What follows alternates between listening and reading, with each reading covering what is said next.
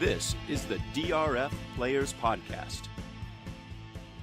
Hello and welcome to the October 4th edition of the DRF Players Podcast. I'm your host, Peter Thomas Fornatale. A little bit late to the show today. I wish I had a better excuse. The fact is, I watched the horrible New York Giants play. I finished rereading a fan's notes by Fred Exley. I had it in my head that the show was at 11 today. I had no deadline. I slept in, and I panicked Mike Hogan that something terrible had happened to me in my sleep. So many apologies. We are back here with the usual crew. Peter Thomas Fornatale behind the mic from the Brooklyn Bunker. From the DRF studios in New York, we have Mike Hogan. Hello, Pete. And from a remote location in Texas, I think today it's an airplane circling Austin, Jonathon Kinchen. What's going on, my men? So much to talk about today in terms of racing, but I have a little aside I want to get out of the way first. Mike, I can only assume you once again won the Daily Racing Form Fantasy Baseball League, your third straight year in a row? So first of all, it's the second year I've played, and I'm sad that you actually mentioned it because about a month ago I had a pretty strong lead, and we'll get to the discussion a little bit later. But let's just suffice to say the last month, my performance looked very similar to Runhappy's last furlong on Saturday. Oh my goodness gracious. Not good. Who was the winner? It was actually the duo team of Jacob Luft and Joe Rizzo, known as the IT guys. They're both on Twitter. A couple good guys to follow on Twitter, at JB Luft. And then Joe Rizzo is at Rear Naked Choke. He's a big UFC guy. So excellent. Well, the Hogan stranglehold is over on that league. A lot of choking going on so far. A lot of choking. I will say one thing. There's a key horse in the DRF Fantasy Baseball League. It's whoever drafts Clayton Kershaw wins. That's basically the big angle in recent years. Sort of like an NBA with LeBron, at least a few years ago. I remember it was like, he's putting these leagues out of business. I guess maybe the scoring system has something to do with it. I didn't have Kershaw. I did manage to win the league that I'm the commissioner of. Was happy to say that. Second year in a row, go Park Slope Brewers. My other league, DFL, dead flipping last. So, I don't know if I was very smart or very dumb or just somewhere in the middle. But enough of that nonsense. Let's get to the big stuff. We're going to start with the horse who's going to be the odds-on favorite for the Breeders' Cup Classic. He's going to come to that race with just an amazing year on his resume, sitting on not only the chance to up his money total through the money he will be eligible to win in the Classic, but also a $1 million bonus. Mike Hogan, we'll start with you. What did you think of this performance by California Chrome? Well, it's one of those where I would imagine most people that are going to be betting on the Breeders' Cup have watched the race. But if for whatever reason you haven't, and you just see the running line where it looked like he got a lead and was a length or two ahead and then maybe 3 ahead at the top of the stretch and won by, I think the official margin was 2.5. You think, all right. But if you watch the race, he was 5, 6, 8 lengths the best in that race. And we're talking over a good horse in Dortmund, who I tweeted out right after the race. You realize Dortmund is undefeated in races where he has not faced a Kentucky Derby winner? I did see that tweet, Mike. Great stuff there. That's an unbelievable little factoid that I had not realized. Pretty funny stuff for Dortmund. And yeah, Dortmund is a rock solid horse, no doubt about it. And the margin of victory you refer to, I would agree that he was at least that much better, and it has to do with two things. One, the way I think Victor correctly chose to ride the race was almost like a match race, to take it pedal to the metal right from the first, and cut out some, looking at pace figures, cut out some quick times to 6 furlongs in this race for sure, and to the half. and then also the fact that he was once again geared down under the proverbial double handful as they crossed the wire. What did you think of Chrome, JK? Some nouns have two, they have the same meaning. You can say the same noun over and over again, right? Like there's a football player and then there's like a football player, right? There's a racehorse and then there's a racehorse. And this animal is an absolute racehorse. And I really don't know what else to say about it. Like he is freaky good and he has every right to not be. He's not royally bred. He's not in Todd Pletcher or Bob Baffert's barn. He's a freak, and the way that he put away, in my opinion, is a good horse. And Dortmund, Dortmund was all in at the half, and Chrome was jogging. And he's just special.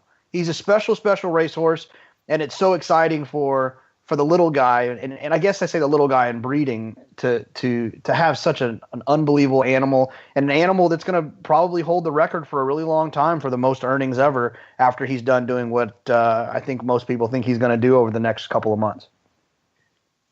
And Pete, I'm glad you mentioned the ride that Victor gave him because, and I don't know if we have anything more to say about Chrome, and we could go on about this race for a while, but frankly, he's shown that he is the best older male in training, at least the best older dirt male in training. He's shown that he is better than Dortmund. He has shown that he is better than anyone he's really faced this year and likely to face in the Breeders' Cup Classic. That doesn't necessarily mean he's a slam dunk to win, but he's certainly deserving of his odds-on favoritism. But you mentioned something about Victor's ride that I think is worth repeating and worth maybe using as a jumping off point to another discussion that we're going to have, which is the Zenyatta, the race between what ultimately ended up being a match race between Stellar Wind and Beholder. I'm not done with Chrome just yet, just so you know. Okay. All right. Well, that's fair. I'll let you finish on Chrome, and then we'll use that ride that Victor gave Chrome to talk about the Zenyatta. Yeah, I did want to bring up this point that my friend Emily Gullickson mentioned on Twitter. I'm sure a lot of folks follow her at May Hemily on there. And, mentioned this idea that is anybody, a little bit nervous about Chrome having so many, I can only assume she meant so many big races producing big speed figures where at least in some part of the race he was running hard throughout this long year, international travel, all this stuff. Do we see any reasons to think that all these big performances might catch up with him in a race like the Breeders' Cup Classic? Jonathan, what do you think? No. And I'm not going to elaborate. I'm not going to argue with a crazy guy in the street about the sky being green. Like, the horse is geared down. He hasn't had tough races. He's going to win the Breeders' Cup Classic for fun. And there's nothing about what he's done in his last two performances that suggests that he's going to be a tired horse. Yeah, I can't say I think he's going to be a tired horse. I have seen instances where a horse runs a bunch of big numbers and then somewhere out of nowhere an inexplicable effort comes. I certainly don't think, I think he ran a hard 6 furlongs over the weekend, the way one would in a public workout, which is essentially what this was. For me, Mike said he's not a slam dunk. I kind of think he is a slam dunk. Mike, what do you think? Well, is there any slam dunk as much as there's any slam dunk in racing? People miss slam dunks. I'm not saying he's 100% to win. There you go. Yeah. Maybe a penalty kick is a better sports metaphor. Okay. Yeah, right. There you go. And it depends on who's taking the slam dunk, too. Kinchen can throw that thing through the hole, let me tell you. I can barely touch the net. But yeah, look, you could also make the case that Dortmund engulfed him on the gallop out. What extent is that? That's completely irrelevant when one horse. Well, he did. Right, that's what I'm saying. He did. What does it matter from a handicapping standpoint? I'm a huge gallop out guy. This is not a gallop out that matters. No. I was waiting for somebody to say, 10 furlongs, he's going to do better because Dortmund passed him on the gallop out. But, he basically, I think it was about the 6 furlong. No, it was a little farther than 6 furlongs. And Victor looks back and takes a hold, and at that point, it's all about saving everything he can for the next race for Chrome. So at that point, his race was over, and the gallop out in that instance doesn't bother me one bit. Sorry, go ahead, Jonathan. And then I have one more thing to say. I think one important point to think about with in regards to California Chrome, and obviously we're looking a little bit past the Breeders' Cup, but the Pegasus, poor Pegasus, with this is the worst year to start this thing with a horse that no one is going to want to face, and it makes it a challenge. I would imagine that there might be a little bit more wheeling and dealing going on with some of those seats. Well, they're all sold though, right? Yeah, they're sold, but they got to find horses. Yeah, they got to try to find horses, and people could be trying to get out of those situations because, I think they said somewhere that you got to get fourth to break even, or third to break even. So that's that's not a promising, with first place pretty much already decided. That's tough. Well, I mean, without going into the economics of it all, my understanding is it's not just the purse for this year. By buying in the $1 million, you also have a piece of the Pegasus as a franchise going forward. You have part of the marketing rights. So 2 years, 5 years, 10 years, 20 years from now, if the Pegasus becomes something like what the Breeders' Cup is now, you are grandfathered in and you potentially are receiving some additional income down the road. That said, I would not be shocked if many of these seats get sold for pennies on the dollar and we have, 5 Gennady Dorochenko horses running against. Well, I know this might be a good segue, but I know one horse that one owner that should probably sell their spot. Well, do we want to go there yet? Let's put a pin in that because I got one more thing to say about California Chrome before we move on to other racing. I don't know if you guys saw it, but I wanted to mention something that our friend and colleague Jay Privman tweeted out the day after the race. He said, according to assistant Alan Sherman, Art's son, California Chrome weighed 1,102 pounds before the race, 1,090 after. That's a loss of 11 pounds from the race and the heat and everything else involved. So if you're in the camp that race, the Awesome Again, took something out of California Chrome, he lost 12 pounds. Which is nothing. Nothing. Yeah, I mean, I didn't know. So if I could lose 12 pounds, I'd be a much sexier man. I might lose 12 myself as a human in the half marathon next weekend. No, not literally, but I mean, yeah, not uncommon for horses. I don't know the specifics, but I mean, I think 50 pounds, 100 50 to 100, is more the norm there. So another data point on that one. All right, let's move on. You guys just can't seem to wait to talk about this Zenyatta race. I was thinking of holding it to even later in the show, but I think we just got to let the horses out of the barn here. And I think we got to let Mike, based on some of his tweets, some of which have made me shake my head in utter disbelief on this subject. I think we got to start with him. Well, okay, so I'll talk about the ride for a second. You mentioned Victor on Chrome and the way he just kind of kicked away and let him go and opened up space, made Dortmund work, and at that point the race was over by the time they hit the top of the stretch. Whether or not he had enough horse like Victor had with Chrome, in my opinion, that's what Gary should have done with Beholder on the backstretch at the top of the before the turn. He should have distanced himself from the rest of the field as much as he could instead of keeping holding, letting the competition get up to her throat latch and then asking, and then at that point it's too late. That was. I'm glad you mentioned the ride Victor gave because it's exactly what Gary did not do with Beholder. Mike, it's sort of like you're reading my email here. Yeah, I mean, I'm with you on that, but I do think there are some mitigating circumstances here, and the only defense I'll give to Gary is that he obviously knows what's under him more than we do watching, and I wonder if that doesn't play into it. Now, Jonathan, you said something before we get to sort of let's talk about the race, and then we're going to get to the argument I think we all know we're going to have. Let's do the argument second. Let's keep the focus just on the race right now. And, Jonathon, I want your buy-in specifically about what Gary said Beholder wants to be doing in her races. I'm curious to have you tell that to people who maybe didn't hear it, and then also share your thoughts on it in general.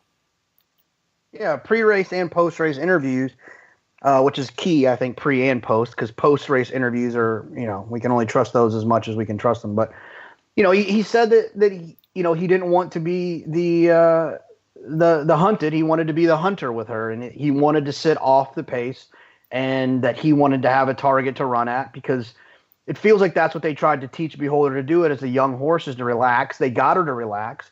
She went on an 8-race winning streak where she was sitting off of horses. One of those races was her most impressive in the Pacific Classic. And the last 2 races against Stellar Wind, let's forget about the one against California Chrome, she was forced to be the hunted rather than the hunter. And I agree with that. And then after watching the race, I see it. I completely agree with Mike. And this, he's not the greatest horse of all time, but he's the first horse that I learned this lesson with. But it's the game on dude theory. Game on dude was no good going 48 and change. He was so much better going 46 and change. And to me, that's what, if Beholder doesn't want to be on the lead, then why would you allow, like Mike said, another horse to run to your throat latch? Open up on the horse by 3, and now you've given away that you fixed that scenario in which you didn't want to be in. But just rating the horse and letting Stellar Wind come to her, and then doing that, I call it the Johnny V Uncle Mo nonsense, where you look around, you don't ask until you get headed. You got to go on with it, and so it's a frustrating situation for me in that scenario, especially since I put myself out on a limb and on Twitter. But I feel like she's going to be better with a target. But if she's going to inherit the lead like she did, go on with it. Right. Let me put it another way. You knew on paper that was going to be the situation. So maybe you have a tactic that you'd rather employ, the rating tactic. There's no world in which that's going to happen.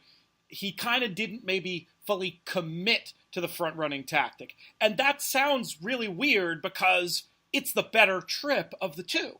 I mean, there's no doubt that you'd rather be on the lead in a race. I mean, we've seen it time and time again. But I will accept that for certain horses, especially a rider and a horse that have a relationship, that he might know what that horse wants in a way, and maybe that contradicts what we've seen from watching dirt racing for 100 years. Mike, go ahead.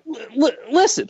It comes down to this, frankly. I mean, whether or not the horse wants to be in front or not, they're giving you a tactical advantage. Take it. If nobody goes and you're on the lead, that's not a bad thing. Yeah, I don't even think it's a bad thing on the turf, honestly. No. And people, I mean, it depends a little bit. If you're a horse who's trained, for certain horses who've been trained to get to run with cover and then produce their max effort, that's different. Those horses can't be as effective on the lead because of the way they've been trained. But if trained a certain way, a turf horse can run just as fast, I believe, on the lead. I mean, again, it comes down to training, but I think it's kind of a myth that even a turf horse, it's a bad thing to be on the lead. It all depends on how they're trained. Yeah, I mean, I've heard, I don't want to take credit for this. I've heard our friend Nick Tamaro. He's kind of the first person I've heard say this, and it makes a lot of sense. But when you watch races with Nick, he'll always say, "Why are you letting that horse into the race?" And I think that's really a really intelligent race watching opinion. Is these horses who possess this natural speed to run 12s or sub 12s, and they're running 13s, they're allowing horses that can finish in 11 be connected to them in the race. And so they eliminate what their advantage really is. And they are now allowing this finishing horse who can run an 11 late to stay in connected into the race, allowing them to get in the race when they should just go on with it. Because if you're on the lead going 46 and change, the horse that is last is going to naturally be running faster than their than their late closing style would suggest that they would like to run. So just go on with it. And I just, it drives me nuts more often than not. When I watch races, the word you'll hear me say, or the phrase you'll hear me say the most, is "go on with it." Just run, and it's frustrating. So I think there are exceptions and things that depend. Like if you're talking about a horse who's maybe running farther than they really want to run, I think it can be beneficial to slow things down in the earlier stages of a race. I think sometimes with lesser horses, or with a horse who's really got a lot of finish anyway, then it's okay to have those horses get super close to you because you've got that finish. But many, many instances, I agree with what Jonathan's saying. The true advantage, there's so many advantages of being in the front. So many good things can happen. But maybe the best of all is that idea of just getting your competition off the bridle, getting them, putting all the pressure on them just to keep up with you. And then even if on paper they have a better close than you, a lot of times they ain't going to be able to show it because they've had to use that move in the middle part of the race just to stay in touch, exactly like Jonathan's saying. Just watch the Joe Hirsch Turf Classic. I mean, it's like we're discussing that race without even mentioning it. That's exactly what happened in that race, right? I don't know about that. Let's save that discussion because there's plenty more to talk about here, and I think there were some other things going on there as well. Oh yeah, there's plenty more. So let's stick with Beholder for the time being. Okay. Where should Beholder go next? Well, so there's a difference between where she should go and where she is most likely to win, okay, or most likely to be favored.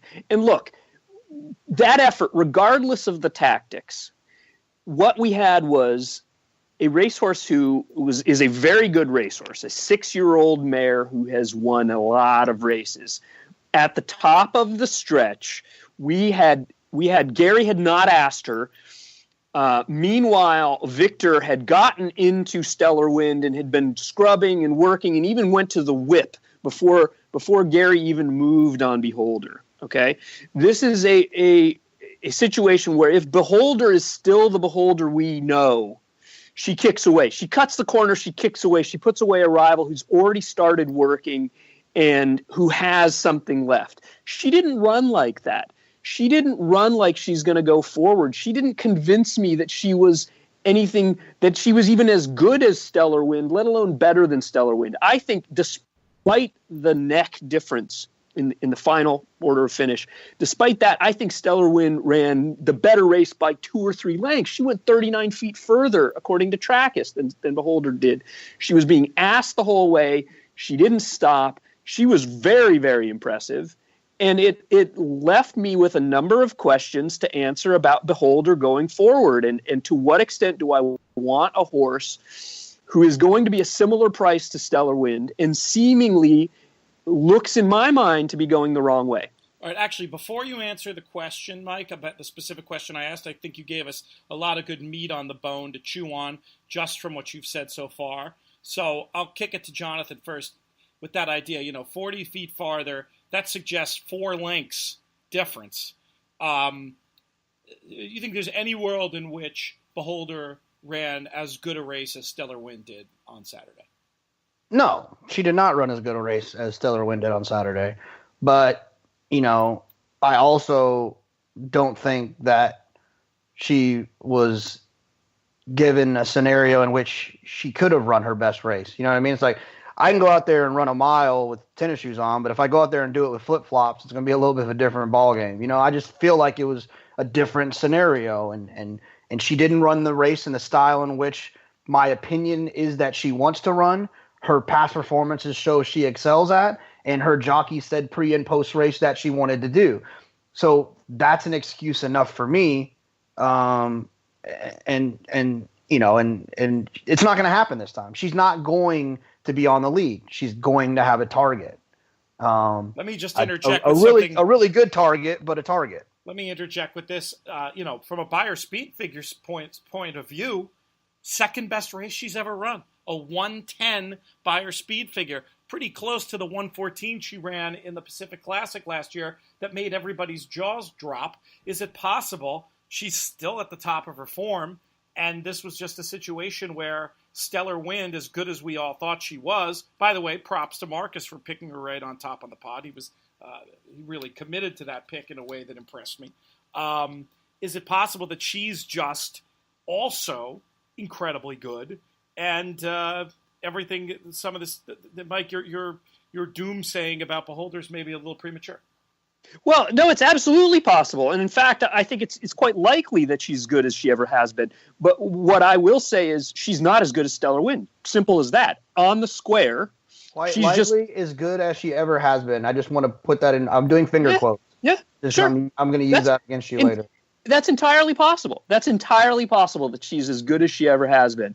But what I'm seeing, and it's pretty hard. I mean, I'd like to hear you guys make the case that Stellar Wind right now, regardless of whether Beholder is as good as she was 3 months ago, a year ago, whatever, okay? Make the case that Stellar Wind is not a better racehorse right now than Beholder.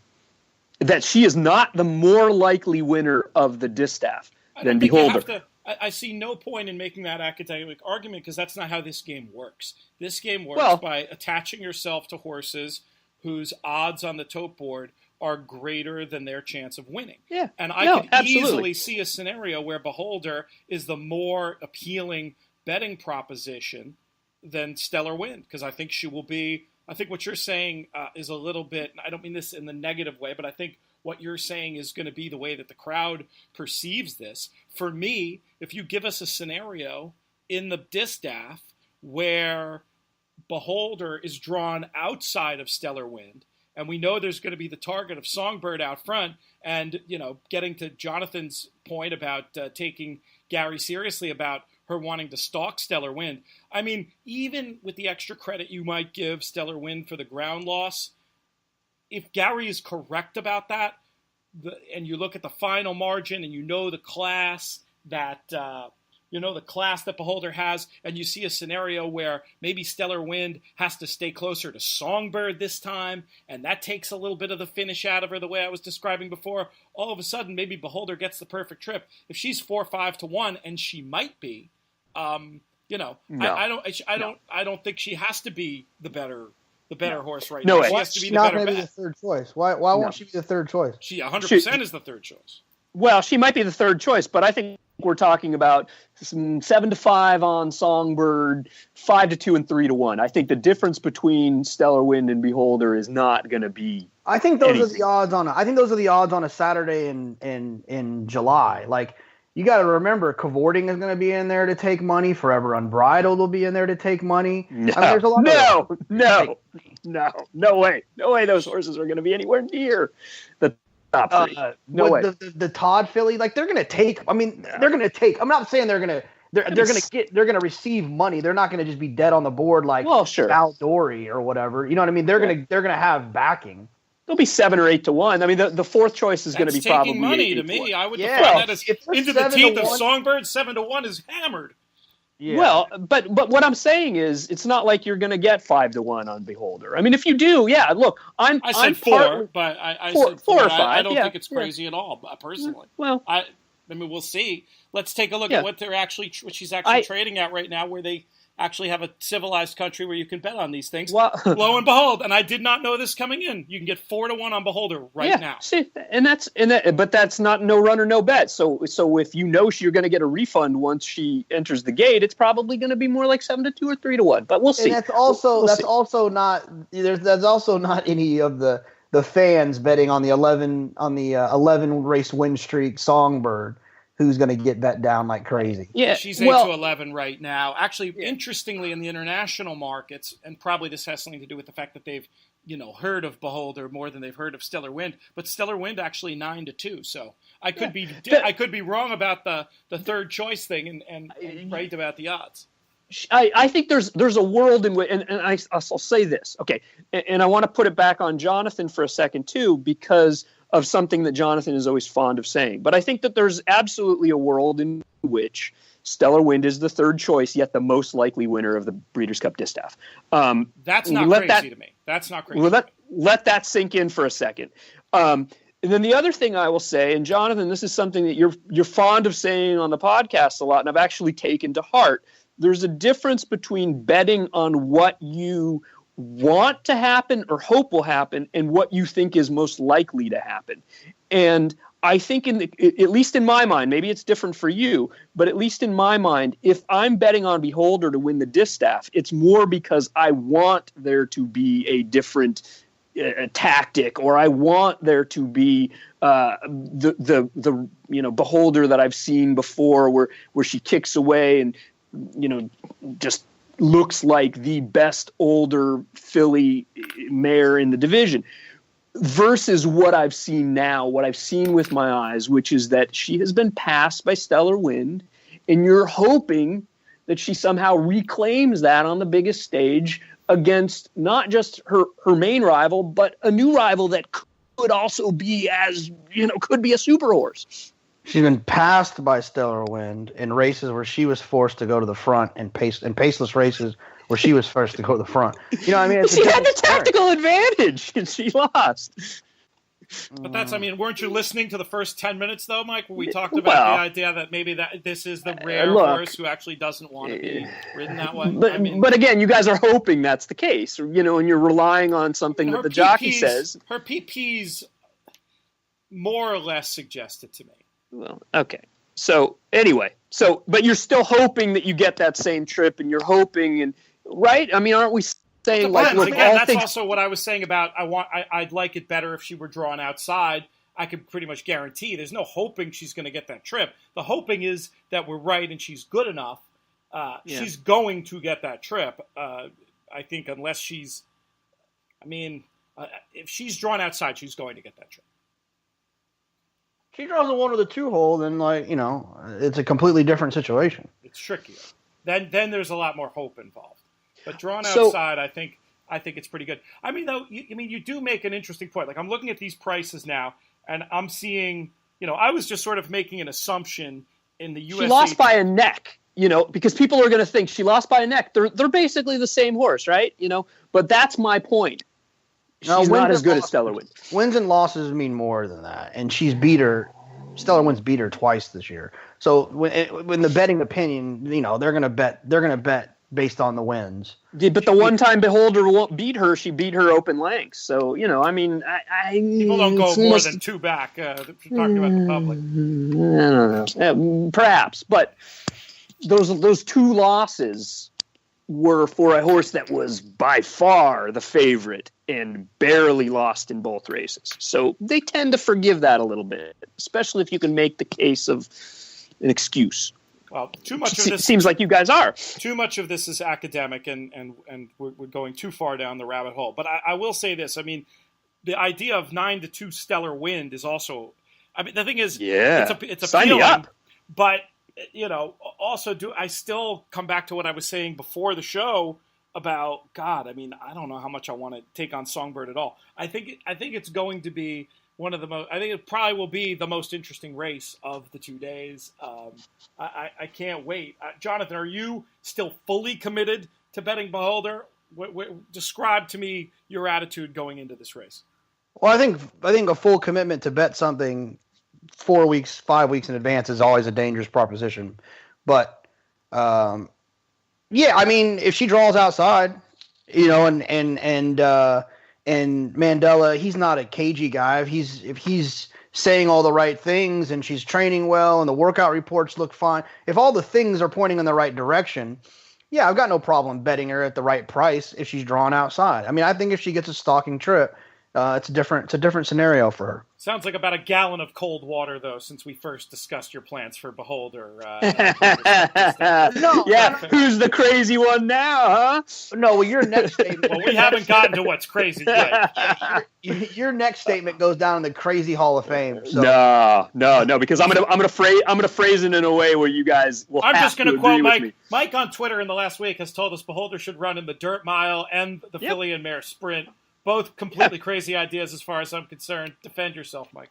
Well, what I said, what I said about the filly and mare sprint, and let's get back to the discussion that we've been having for a second. In the Classic, okay, she's maybe the second choice. She's probably, and I don't know, maybe you make a case for... She's not the second choice in the Classic. No... not the Classic, the Distaff. Okay. The Distaff. She's maybe the second choice. She's in my mind, she's the third most likely winner. Okay. In the Classic, she's the third or fourth choice, and she's even less likely. Okay. I was joking a little bit about the dirt mile, but frankly, if she's going to face a Runhappy, a Braidster, if Dortmund doesn't go there, if Frosted doesn't go there, she towers over that field. I don't think it will ever happen, but there's a chance where she's a legitimate favorite in the dirt mile if she goes there.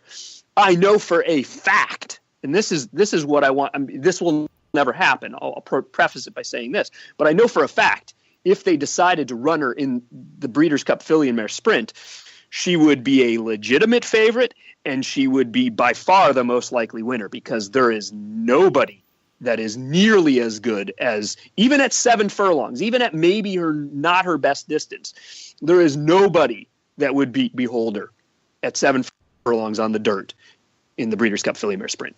Jonathan, I'll let you take this one. I'm holding back the giggles. You go.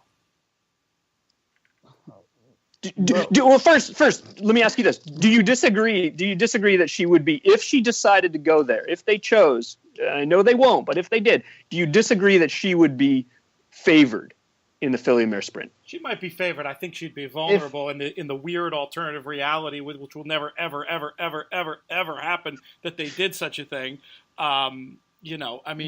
People might see a lot of ones and triple-digit buyers or whatever, but she hasn't run that short since she was a 2-year-old, and her owner is a sportsman who's not going to run in a fake race like the mile or the Filly and Mare Sprint. So I'm not saying it will ever happen. I'm just saying that's where she gets the perfect trip, and she is just head and shoulders better than anybody she'd face. And I don't remember that point in the original tweets where you said, "And this will never happen either." I did. I mean, if you read through, you would see that I mentioned, I know it's not going to happen, but it's interesting. It's an interesting thought. I missed that. I could tie up my shoes and head over to Fulmore Middle School for recess today and crush a bunch of middle school kids in basketball, but it doesn't mean it's a great idea. I don't get what's the point. Like, what's the purpose? There's a very good chance that the Breeders' Cup race, whichever one she goes in, and it's probably 99% that she's going to go in the Distaff. And I think 1% is she doesn't go in any race at all because something happens like what happened last year. Knock on wood, let's hope that's not the case. So even less than a 1% chance that she goes in another race. My point is, there's a good chance that Breeders' Cup race is the last time we ever see Beholder on the track. And if we want to see her going out a winner, you look at all the different possible races for her to go in. There's the ones that make most sense from a racehorse standpoint. But if you look at, okay, what's the race that you could see if you were going to pick for Beholder for her to go out, end her career on a winning note? For me, if I was being honest with myself, it's the Filly and Mare Sprint. Going out a winner is overrated anyway. Yeah, that's fine. That's fine. That's fine. That's more my point. I'm just saying, this is a horse that she's run well in all 3 of the races, but she's on a 3-race losing streak, and let's put her back in the winner's circle, okay? She just ran her second high buyer. Sure. Against the horse she's going to face again, who I think is better than her right now. Now we're just repeating ourselves, so let's move on. Let's go next. You've mentioned Runhappy. Wasn't so crazy. But when I phrase it the way I phrase it, it wasn't as no. Crazy. It's shockingly crazy. I can't. Like, I'm serious. I literally tell like that. There's that guy on the corner asking you for money, and he's telling you the sky is green. Like, you can't argue with him. Like, what do you? He thinks the sky's green. You can't be like, no, it's blue. And he's like, no, it's green. You go in circles. Like, he doesn't see the logic point. So you just have to get back in your car and move on. I don't know what else to say. Never argue with a crazy person. They drag you down to their level, and they beat you with experience. That's the way that one goes. Okay. But let's talk Runhappy. I actually still haven't seen the tape of this one. Mike, when I do turn it on, what am I going to see? You're going to see a horse who is short. You're going to see a horse who ran like hasn't run since 2015. You're going to see a horse who was running in a race that was further than any other race he's won off of a 10-month layoff and trained by maybe not one of the greatest trainers in the game, and probably rushed a little bit into the race because they wanted to get a prep into him before the Breeders' Cup Dirt Mile because they want to stretch him out and go to the Pegasus. That's what you're going to see. You're going to see at 3 or 30 cents on the dollar, you're going to see the biggest betting opportunity of the year in playing against him. You're going to see a horse who actually ran quite well, all things considered, because he came home in his last, even though he was tiring, he came home in his last quarter mile in 25 flat, just over 25. I think that's what you're going to see. I don't know if Jonathan has anything to add to it. I don't have to be as political since I'm not employed, but you're going to see. It's actually funny. It's similar to the conversation we just had about the crazy guy looking in the sky saying it's green. You're going to see one of the most talented horses I think we've ever seen, and you're gonna get a little bit sad that if that horse was in a different situation, and I mean a different situation in terms of every human connection that it's involved with, it could be a little bit of a better story. What do we think is going to happen with this horse? Mike, it sounds like you think he might train forwardly and be a contender for the Dirt Mile. Is that what I'm hearing you say? Well, I don't know. I mean, I don't know if he's a good bet. I mean, he's going to be a contender. He's going to be probably, and like, again, who's going to go there? I still don't think Frosted's going to end up in the Dirt Mile. Dortmund is, I guess, a possibility, but I don't know. I think Dortmund will end up there. Maybe. Dortmund, maybe American Freedom, a horse like that I could see there. Texas Chrome, Braidster. I mean, you're not going to have any real monsters. Beholder. Jeez, if Beholder were there, she would tower over that field, right? Not this again. Yeah, no. Anyway, I'm going to put a moratorium on saying the word Beholder for the rest of the podcast. That's fair. That's fair. So, look, you've got a horse that is obviously blazingly fast. You've got a horse that has shown in the past he can carry his speed at least 7 furlongs and against the best horses, best sprinters of his generation. And all things being equal, this was a horse that I expected to be short. He ran like a short horse, but he only lost by 2 lengths in his first start in 10 months. And it's the kind of effort that I absolutely expect a forward movement from. Whether or not that's good enough to win the Dirt Mile and whether or not he's a good bet in the Dirt Mile remains to be seen. But I'm thinking, look, he's probably better. I know he's better sprinting. I know the better spot for him is in the BC Sprint. But for whatever reason, they're persisting. They're going forward. They've switched jockeys from Edgar to Gary Stevens. He's going in the Dirt Mile. And I don't know if he's going to win, but I expect him to run better than he ran on Saturday in the Ack Ack. My gut, just from like handicapping your description of the races, I wouldn't touch him with a 10-foot pole. Coming back at 3 to 10. That's fair. It just doesn't seem like what the horse wants to do. I think Jonathan's point about the horse being mismanaged from Jump Street has some validity. But let me ask you this, Jonathan: would he even be on your short list of contenders for the Dirt Mile, or is he just on the no bet list? No, he'd be on the short list. I learned last year. I mean, the word around Lexington last year was that he was dead lame, and he ran one of the best races I've seen in a long time. So he'd be on my fearfully include list because of other opinions around. I would hate for that to be the reason I lost. But the problem is it's not as if it was a stellar win situation or a forever unbridled situation or a Lady Eli where he had these like breaks where they were kind of by design almost, like they were leading up to something. Maybe Lady Eli wasn't the best example, but Forever Unbridled is a good example of that. But he like literally like was like there was all these stories about him refusing to train, the trainer change, it's all these reasons pointing to him not running well, other than the fact that he was coming off of a long break. So I'm not crazy about it. Yeah, it'll certainly be worth paying attention to. All right, I mentioned the concept of the no bet list. One probably should not have a no bet list. It can lead to you being prejudiced. It can lead to things like I should have gone ahead and played back what I had to say about Ectot on the podcast on Friday about how there's no world in which this thing is going to ever trouble Flintshire, et cetera, et cetera. Clearly, that opinion didn't work out too well for me. Ectot, for whatever reason, showed the promise of his earlier career and none of the potential character flaws that he demonstrated in that Saratoga race, and put together a rather impressive victory at Belmont Park over the weekend, stamping himself as a runner, if not contender, for the turf in a few weeks at Santa Anita. Jonathan, what did you think of that race? Well, I think that it's, I think that I feel like I'm the excuse guy today, but I feel like the ground was the reason that Flintshire didn't run so well. I mean, that's why they brought the horse to America. He runs well on firm ground.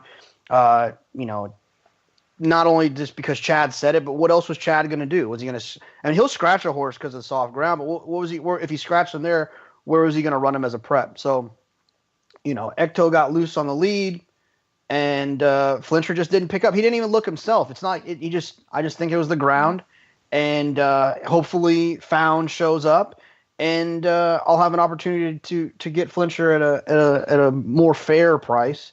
On the firm ground, the firm putting green that is the new Santa Anita turf course. God, that thing looks like it looks like a miniature golf putting green. Mike, you seem to think that you thought the Turf Classic was more a question of pace than ground. Yes. Yeah. I mean, look, Ectot showed he's maybe not as good as Flintshire, but he showed he's a Group 2 or at least Group 3 animal over in Europe. Group 1, really. He won the Prix de Niel. He was second favorite for the Arc. Yeah. Well, didn't he get elevated via DQ? You win the Niel, I'm going to call you win the Niel. Okay. You're second favorite for the Arc.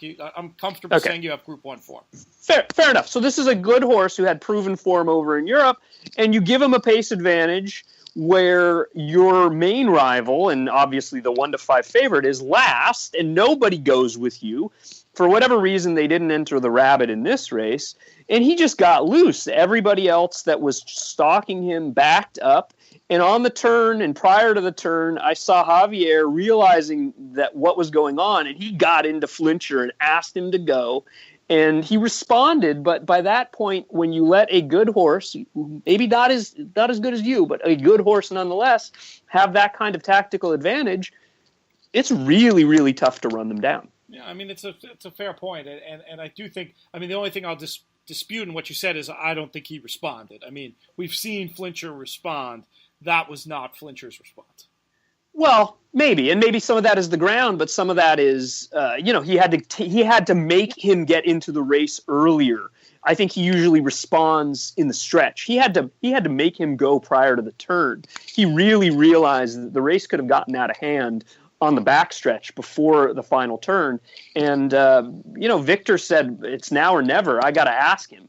And when you do that, when you ask a horse to go a little bit earlier than they normally would, you sometimes get a flat effort, but I think he ran. I mean, if you watch the replay, he came wide. He still found a way to get wide in a 4-horse field, and then he just didn't quite have it in the lane. And maybe it's the ground, maybe it's the dynamics. I don't know, but I'm with you. I mean, on the square, Flintshire's a better horse, but he didn't get the ride. He didn't get the race. I mean, and maybe it's different if Inordinate's in the race. Who knows? I want to take another look at all the turf races. I guess there were only 3 at Belmont, and try to figure out what was really going on with the ground. When you look at the time that Oscar Performance ran very impressively, this wasn't like your sort of from the textbook soft ground that you sometimes see, deep, tiring, producing slow times across the board. But there was clearly something odd going on with the ground based on some of the performances that we saw. So I don't really know. I'm going to try to reserve judgment and do a little bit more work. I'm tempted to go with Jonathan's quick assessment that, it was the ground. Flintshire will be fine. Now he's 7-2 for the big race. Maybe that is the bet, but there's some part of me that's holding back giving the full pass, and I want to do a little bit more analysis of how the races were run there and try to figure out what was going on, because this is a horse who'd acted on somewhat soft ground in the past. Yeah. So I'm holding out from giving him the free pass. Current betting 7-2 Flintshire. Found with her awesome performance in the Arc, the 7-4 favorite at the moment over there for the Breeders' Cup Turf. It sounds like she might run again in between. Same pattern as last year where she did the Arc 2 weeks later ran on Champions Day, and then came here. They might do the same thing again, which seems unbelievable, but sounds like the plan. And hey, it's worked before, so who am I to question Aidan O'Brien? Other horses in the betting right now: Highland Reel, who is second in the Arc, 7-1. We see Ectot at 10s. Postponed still listed in the betting at 6. Very flat 5th in the Arc. But certainly would be interesting if they decide to send him over. Obviously, we'll be following this story closely as we get closer and closer to the Breeders' Cup. Did either of you guys have any thoughts on the Arc or from Arc Day? I watched the race, but I'm not nearly the international race watcher of you or some of the others we've had on the podcast. So I don't even know if I'm qualified to comment. JK, you had an observation, I know. I got stung by a bee in France when I was like 10, and so I've kind of boycotted the country as a whole. So I didn't even watch the race. I watched the replay. I think I saw Found win. How she's impressive. Hope she comes over so I can bet against her. What is your angle against her? If she feels like a type that probably acts a little bit better when there's a little cut in the ground, and it doesn't feel like there's going to be much cut in the ground in sunny Southern California, unless of course I show up and I've been known to bring rain to Southern California, so we'll see. I've sat there with you in the Eddie Logan suite, sheets of rain coming down, jockeys refusing to ride, standing water on the dirt. So bite your tongue, or maybe play from one of the simulcast sites in the Breeders' Cup Betting Challenge this year, JK.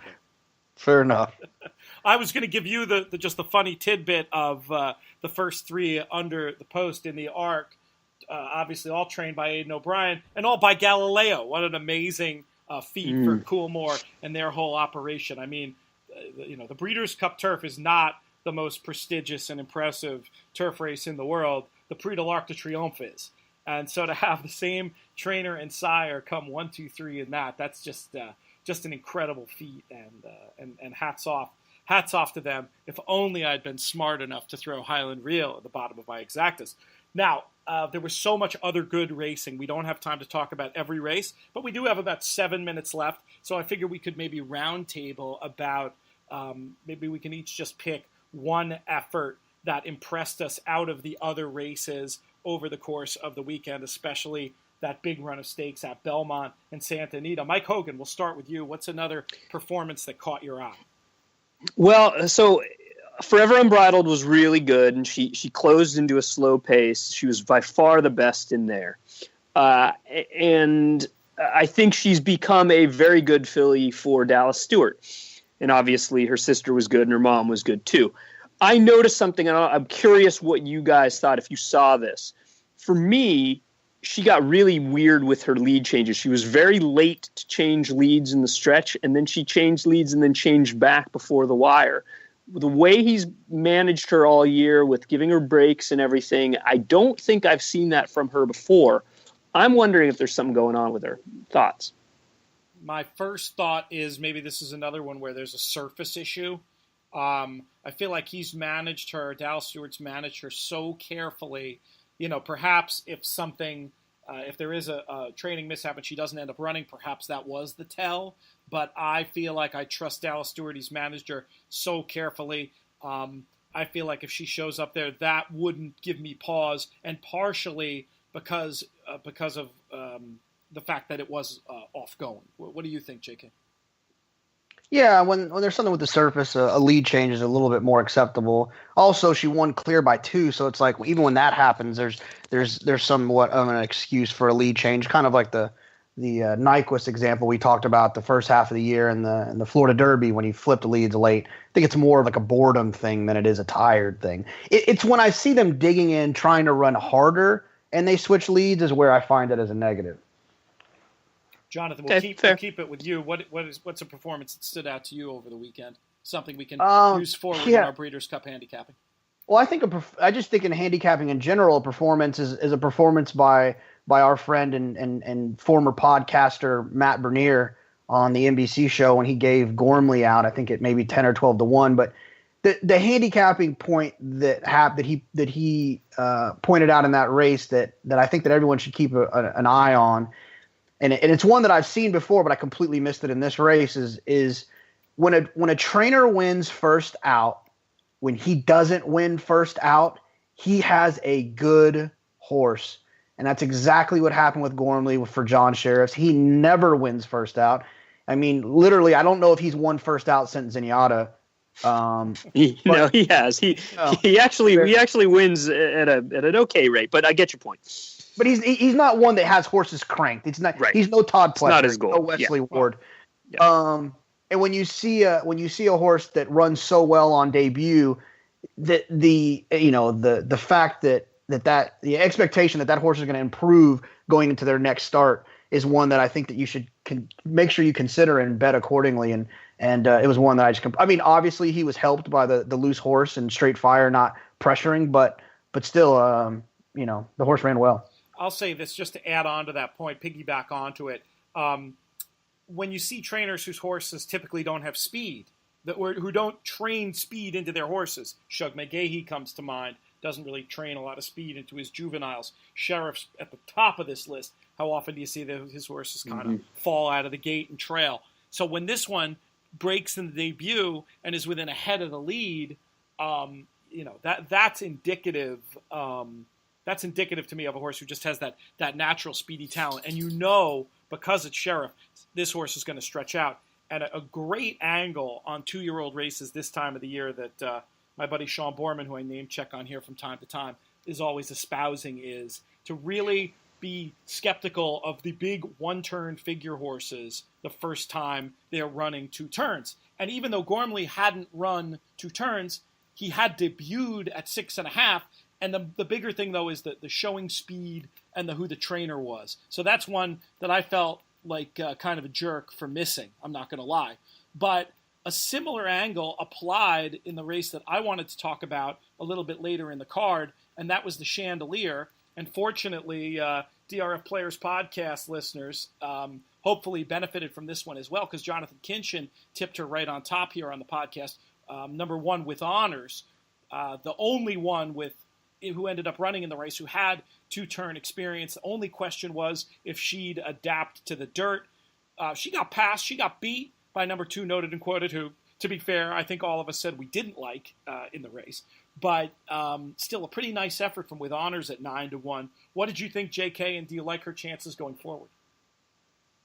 Yeah, no, I do. I actually forwarded you an article, and I'm assuming that it was Jay Privman. It might have been Brad Free. It doesn't matter. It's a DRF family. But someone quoted DeSomro afterwards, like he didn't really grind on her too hard. He didn't really have her fully cranked, he thought, for that race. I think she's a talented filly, and the fact that she had won 2 races on the grass and he found it necessary to switch her to the dirt and is now going to run her in the juvenile. I think she's definitely one that I would consider moving forward, especially with that running style. She's going to be forward, and we all know how that can be beneficial at Santa Anita. I mean, for crying out loud, Mike got Take Charge Brandy home at the front end and the juvenile. 80-1. Well, not quite, but close. The other point I'll make about With Honors, I gave an example before of where I didn't think a gallop out mattered with California Chrome. I did think this gallop out mattered, and With Honors was much the best on the gallop out, which I thought was really interesting for a horse who was on the lead. So I don't know what that suggests. Maybe just that there's more in the tank, and with a little more targeted training. Who knows? I certainly think for me she's on the short list for that race. We'll have to see who all else shows up. Any other final thoughts, Mike? We've got some fun stuff coming up this week. Why don't you tell folks about that? We do. We've got a couple good webinars. We've got one on Thursday with our buddies and colleagues Byron King and Marty McGee looking at opening day and opening weekend, hopefully even. We'll probably take a quick peek at some of the Saturday races for Keeneland. So that'll be fun. Thursday at 11 a.m. Eastern Time. Sign up for that. And of course, it'll be archived if you miss it. And then on Friday at 11 a.m., very excited to have our own friend and colleague Mike Beer join us with Maggie Wolfendale to talk about the Saturday card at Belmont, including five graded stakes races, the Jockey Club Gold Cup being the biggest one. So that's very exciting. 11 a.m. on Friday, same deal, same story there. But before we end, I did want to mention one other thing about the Zenyatta, if we have time. We don't really, but do it real quick. Okay. Terrace Tango ran her race. She got 90, 91 by her, which is essentially what she runs. I think part of the reason why she was in the race was for Jerry Hollendorfer to get a bit of a gauge on the top two. The top two finished 11 lengths clear of Terrace Tango. And I tweeted a little jokingly. I was like, hey, Jerry, is Songbird 11 lengths better than Terrace Tango? What do you think? Hollendorfer's on Twitter? No, he's not. Oh, he's not. You got me excited there for a minute. I was just joking. I was joking a little bit. At Dorf. Not Tim Conway. It's Hollendorfer. I forgot about that. Anyway, I know where you're going with this. We do not have time now. We're going to talk about that on Friday. Think about that. If folks want to chime in on Twitter their opinions about whether or not Songbird is 12 lengths better than Terrace Tango, we can talk about that. JK, I wanted to give you the last word. I've seen you being very active on DRF tournaments. What do we have coming up on DRF tournaments this weekend?